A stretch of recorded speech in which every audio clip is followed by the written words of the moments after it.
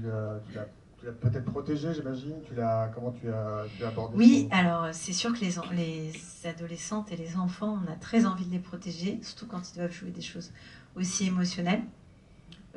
Après, franchement, c'était une grande fille, hein, Patience. Qu'elle avait, moi, au début, je la trouvais trop grande pour jouer le rôle. Elle avait quasiment 18 ans. Elle avait passé son bac juste avant que je la rencontre. Je me suis dit, elle est trop vieille, quoi. Moi, j'imaginais vraiment quelqu'un comme Charlotte Gainsbourg dans l'effronté, quoi. Vraiment cet âge de 13-14 ans, d'un passage de l'adolescence très précis. Et en fait, elle a ce truc très poétique, très frêle, qui fait qu'on ne sait pas trop quel âge elle a. Et que dès qu'on lui enlève ses fringues très modernes d'aujourd'hui, elle écoute du rap, elle est hyper à la mode et tout, et on voit très bien son âge. Mais avec du costume, ça passe très très bien. Et puis c'est une actrice, c'est une vraie grande actrice. Elle a déjà joué dans deux films, un film qui s'appelle Perdrix et un film qui s'appelle Acide. Et à chaque fois, elle était exceptionnelle. Et franchement, les autres comédiens, ils étaient un peu au spectacle quand ils la voyaient jouer, que ce soit Ramzy, Vimala ou Félix. Ils disaient je la regarde, et ils partaient parce qu'elle a un rapport aux émotions très fort. Elle n'a aucun problème à. Enfin voilà, elle se concentre énormément. Elle a vraiment un truc. Voilà, Ramzy, il l'appelait Isabelle Huppert et c'était une petite blague, mais ça ne m'étonnerait pas que ce soit la nouvelle Huppert.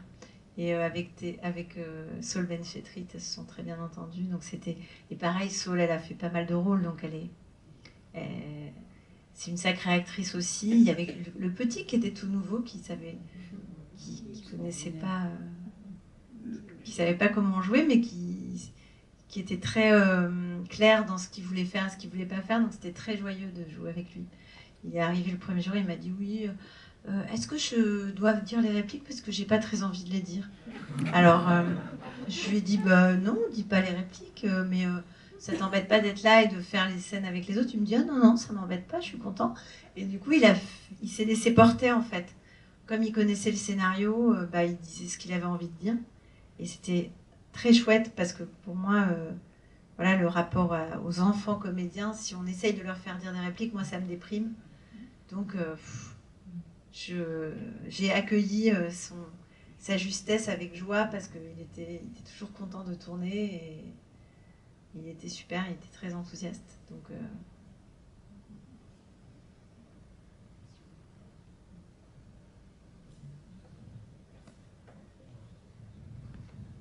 Bonsoir. Et j'ai bien aimé le film et je voulais demander une question par rapport au scénario. Est-ce que l'idée de nommer les personnages principaux Mikado est venue avant l'idée de l'histoire ou après? Parce que je connais les jeux, mais... oui, en fait, c'est venu très tôt parce qu'il s'appelait Michael et j'avais envie qu'il se renomme parce que c'est le rapport au nom, comme il a vraiment un truc avec l'enfance où il n'a pas été aimé assez et que tout est là-dedans. Je voulais à la fois qu'il se renomme et à la fois qu'il ait quelque chose sur lui, parce que je me disais il est nerveux, donc je cherchais au début, il avait voilà, des objets comme ça à toucher quand il était nerveux. Et en fait, j'ai cherché pas si longtemps que ça, un jeu et un prénom qui puissent faire en sorte qu'il se réinventait un petit peu et que c'était un jeu qui racontait l'enfance et qui racontait son lien à l'enfance. Et le Mikado est arrivé quand même assez vite parce que déjà c'est un objet moi que je trouvais très beau dans l'enfance, qui est un objet aussi de l'enfance d'avant et qui raconte aussi un peu les liens et la fragilité des liens et comment il faut séparer toutes les baguettes. En fait, ça avait un pouvoir évocateur très fort et en même temps, ça permettait qu'il ait ce prénom qui est différent. Par contre, voilà, il fallait. J'aurais aimé qu'il ait encore plus le Mikado, qu'il le travaille encore plus, et c'était pas toujours facile à gérer. Mais c'est sûr que c'était important pour le personnage, en fait. Et donc oui, très vite, le Mikado et Michael sont devenus une seule et même personne. Tu l'as pas appelé Monopoly, quoi. Je l'ai pas appelé Monopoly. Moi, forcément, on va évoquer aussi le fait que ça soit tourné à Aix et à Toulon. Yes. Pourquoi, tout simplement? Pourquoi? Parce que j'avais déjà tourné mon précédent film, alors à Marseille cette fois, mais dans la région sud. Parce que maintenant, c'est la région sud. Et donc voilà, j'ai demandé à nouveau, j'avais été très heureuse et profité du soleil, des beaux paysages, etc. Et donc j'ai demandé assez rapidement la région parce que je voulais absolument que le film soit lumineux. C'est vrai que je pense quand même que c'était important de le tourner en plein été et dans une belle d'abord en plein été déjà parce qu'il y avait des enfants et que les enfants c'est quand même plus compliqué de les faire tourner quand ils sont en cours. Première chose. Deuxième chose, il y avait aussi des scènes dans l'eau. Troisième chose, pour moi, l'image devait être lumineuse et il fallait qu'on envie, même si on avait peur pour cette famille, même si je savais que certains spectateurs pouvaient juger leur mode de vie ou ne pas forcément être en accord avec eux ou je sais pas quoi, il fallait aussi qu'on en vit. C'est-à-dire qu'on se dise à la fois, qu'est-ce qu'ils font? Est-ce que c'est bien raisonnable? Est-ce qu'on n'a pas peur pour eux? Est-ce qu'on n'a pas peur pour les enfants? Est-ce qu'ils ne font pas un peu flipper? Et en même temps, qu'on ait envie d'être à leur place. Et je pense que si j'avais tourné en Belgique, en hiver, je pense que ça aurait été différent. Et donc oui, j'ai profité de beaucoup de la région. Beaucoup. Et il fallait, oui. Non, en plus, je voulais que ça soit un film très sensuel parce que c'est quand même des gens aussi qui vivent près de la nature et qu'on sente aussi ce côté, la sueur, la chaleur. Enfin, c'est pas forcément évident. Bon, là, on a vraiment été servi parce que il faisait vraiment très chaud dans ce van. Moi, je voulais vous demander, si je ne me trompe pas, le film est tourné à la pellicule. Et je voulais vous demander, du coup, pourquoi ce choix de la pellicule et pas du numérique? Alors, le génie d'aujourd'hui, du temps qui passe, c'est qu'aujourd'hui, on peut faire un film qui a l'air en pellicule, mais qui est en numérique. Moi, quand j'ai commencé les films, quand j'ai commencé à tourner, on était pile dans le moment où malheureusement, la pellicule était un peu abandonnée, voire très abandonnée, où on a tout passé en numérique, où on est passé en copie numérique aussi pour les cinémas. Exactement. Et pour moi, c'était un peu un drame parce que j'avais rêvé de pellicule. Et je me souviens qu'au tout début, vraiment, les caméras numériques, elles étaient tout d'un coup, les premières Red, Alexa, tout ça, elles étaient donc, ça veut dire avec des pixels, avec un nombre de pixels tellement important qu'en fait, l'image, tout d'un coup, était extrêmement nette et qu'on était très loin de l'émotion que moi, j'avais eue en regardant des films en film. C'est en 16, en 35, etc. Où quand même, il y a quelque chose qui se passe. Et en fait, ça a été très long d'arriver à refaire. En fait, maintenant, c'est des filtres, du travail de post-production et du travail aussi d'étalonnage, mais aussi de préparation de lutte, c'est-à-dire de choix des couleurs, des choses qu'on garde déjà au moment de filmer, qui permettent de trier l'information. Parce que les caméras numériques, elles ont des milliards d'informations. C'est pour ça qu'on a une image un peu avec toutes les couleurs et qu'on perd cette émotion qu'il y a dans la pellicule. Donc je suis très heureuse que vous ayez ressenti ça. Et je pense quand même que ça fait 4-5 ans qu'on réussit aujourd'hui, grâce au travail de lutte, d'étalonnage, de filtre, de grains, à retrouver l'émotion de la péloche sans la péloche, ce qui permet quand même de tourner un peu moins cher, de tourner plus large. Voilà. Donc c'est pas de la péloche. Est-ce qu'on peut profiter de ton équipe là? Je sais pas, tu as dit qu'elle est... Ouais, Cécile, tu veux dire quelque chose? Bah oui, quand même. Sur quel poste elle était, Cécile? Cécile est régisseuse. Et je ne l'ai pas vue depuis longtemps, donc je suis trop contente de la voir. Une régisseuse exceptionnelle. Alors, en quoi Si ça vous faites consiste un film un jour, en quoi ça consiste une régisseuse sur un Oh là là, l'organisation, déjà elle a quand même... Elle était un peu responsable de Ramsey déjà, ça c'est un énorme taf. Non, je rigole. Explique-nous ce que c'est qu'une régisseuse sur un plateau, qu'est-ce qu'on fait? Alors la régie, pour faire très simple, c'est un peu tout le côté non sexy du cinéma. C'est très sexy, mais juste sur le moment en tournage. Hein.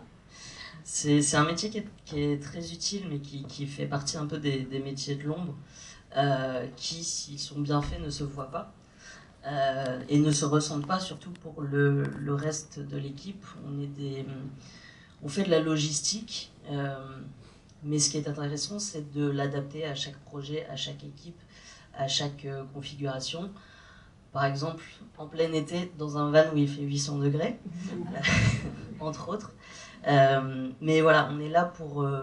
on est à la frontière de ce qui se fabrique de la fiction et de la vraie vie.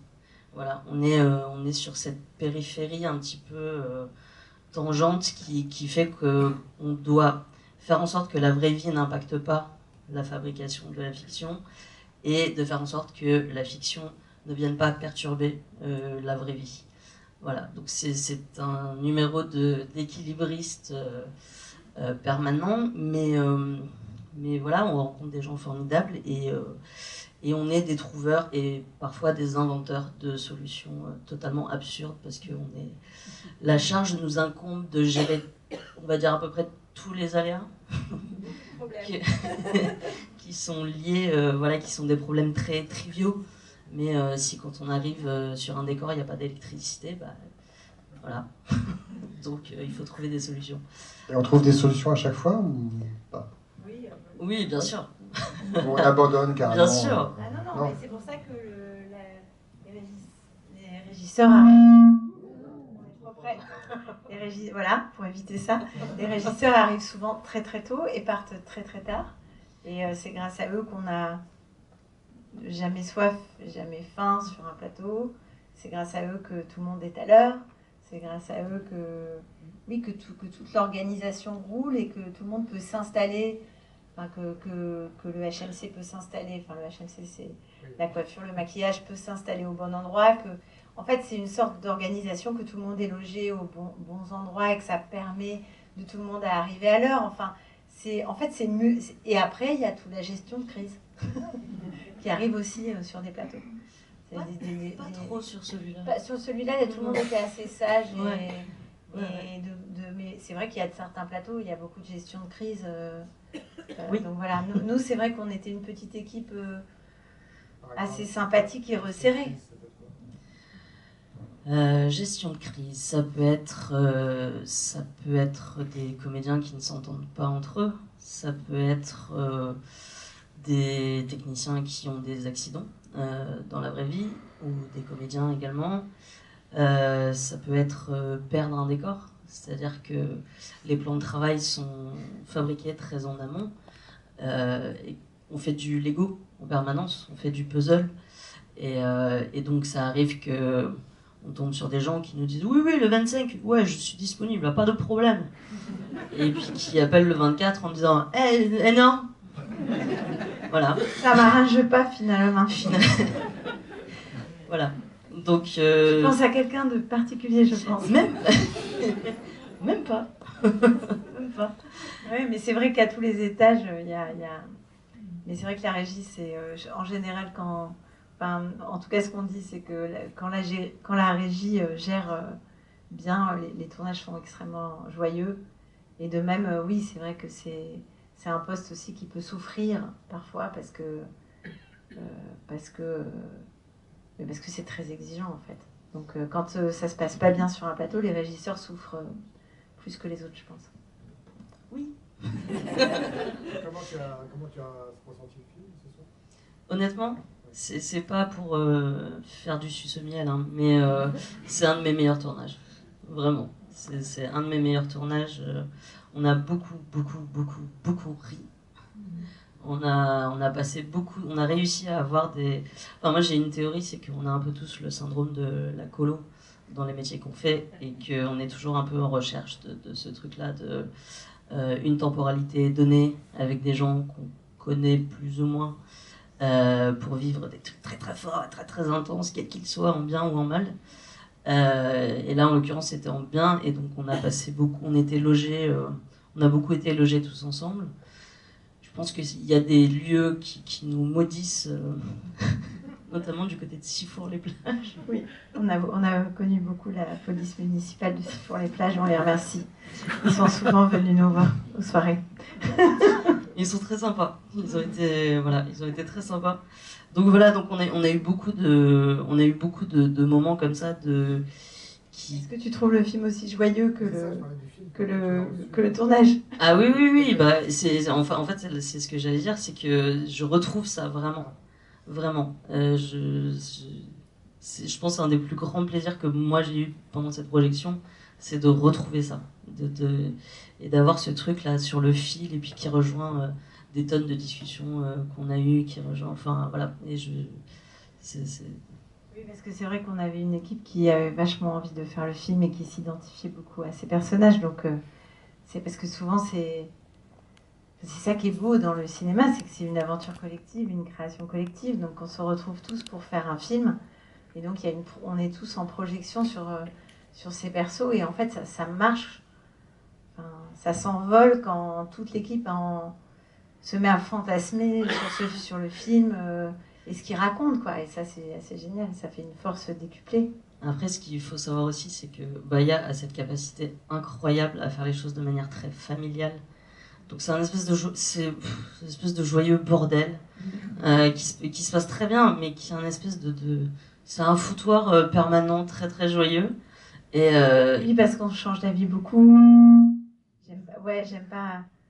J'aime bien que ça soit bordélique, c'est vrai. Ouais, mais du coup, ça crée aussi un truc de réactivité, de disponibilité aussi, d'esprit à tous les postes. Et voilà, et si vous vous amusez à regarder le générique, il y a plein de gens de la famille. Voilà, il y a des nièces, il y a des... Enfin voilà. J'avais pas capté Morucci pour le nom du juge, qui est le nom du premier assistant. Voilà, et donc il y a cette espèce de... Voilà, de mélange et entre ce qu'on fabrique et ce qu'on vit, et voilà, de retrouver ça dans le film, c'est un régal, vraiment. Merci Cécile. Bravo. Parce qu'on connaît forcément les mêmes métiers à chaque fois, on parle toujours des principaux réalisateurs et comédiens. Il y en a beaucoup des métiers du cinéma. Il y a même des métiers qu'on a du mal à identifier. Quand on voit un générique, on se dit mais c'est quoi, ventouse, etc. Il y a des choses assez énigmatiques. C'est sacrément nécessaire. Ouais. La ventouse, c'est des gens qui gardent les décors, qui travaillent aussi avec la régie, avec les décorateurs. Ouais.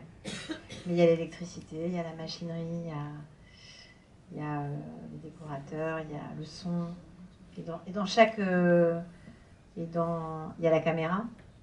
Et dans chaque partie, il y a toute une hiérarchie avec des rôles bien précis et tout, et c'est très passionnant. Et en même temps, c'est vrai qu'il y a ce plaisir dans le cinéma, c'est que tout le monde apporte quelque chose de technique et quelque chose d'artistique. Ça marche pas, enfin, un apport technique sans compréhension et sans proposition artistique de la part d'un ingé son ou d'un chef opérateur, ça suffirait pas, ça fonctionnerait pas. Et c'est la même chose à tous les niveaux, en fait. Et ça, c'est très joyeux, c'est-à-dire qu'on partage ça. Il faut un savoir-faire technique à tous les postes, et en même temps, il faut un désir artistique et une invention, quoi, un truc un peu inventif. Donc c'est vrai que c'est des métiers qui sont super passionnants à faire et qui travaillent vachement en collaboration les uns avec les autres. Vous avez encore des questions? Madame ?